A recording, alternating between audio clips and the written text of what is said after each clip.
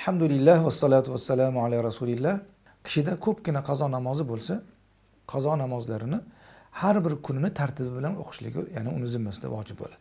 Deylik, ertalab bir kunlik qazoni o'qimoqchi bo'lsa, bomdodni 2 rakat farzini, keyin peshinni 4 rakat farzini, keyin asrlikini, keyin shomlikini, keyin xuftonikini, keyin vitrni o'qiydi. Shunda bir kunlik qazo namozini tugatgan bo'ladi.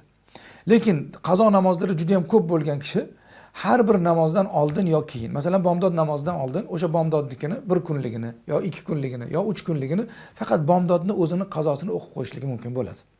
Keyin peshinda ham xuddi shunaqa bir necha kunligini, asrda ham bir necha kunligini, faqat asrlikini o'qib qo'yishligi ham joiz bo'laveradi. Ya'ni ko'p qazosi bor odamga.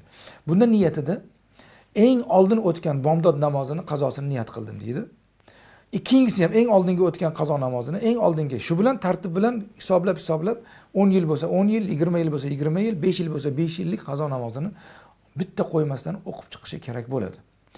Ba'zi bir odamlar qazo namozini o'qish kerak emas, namoz o'qimagan paytda u kofir hisoblanadi, kofir odam qazo namoz qilish kerak emas deb hozir kishilarni chalg'itayotgan bo'lishi mumkin. Shunga e'tibor berasizlar.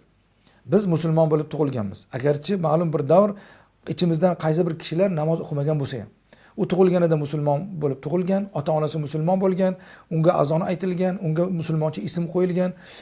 U musulmonlar jamiyatda tug'ildimi, uni hukmi musulmon bo'ladi. Ma'lum u 5 yil yo 10 yil namoz o'qimagan bo'lsa ham, uni hukmi musulmon bo'ladi. Endi musulmon bo'lgandan keyin qazo bo'lgan, qolib ketgan namozlarni qazosini o'qib berishligi zimmasida vojib bo'ladi. Shu narsada juda ham e'tibor qilasizlar.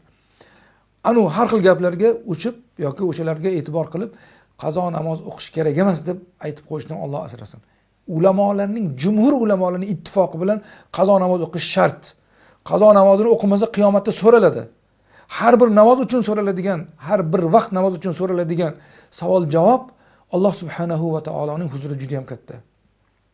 Bu borada avvalu ma yuhasabu bihil abdu as-salat deganlar payg'ambar sollallohu alayhi vasallam. Qiyomat kuni birinchi bo'lib so'raladigan, bandani so'raydigan narsa namozmi?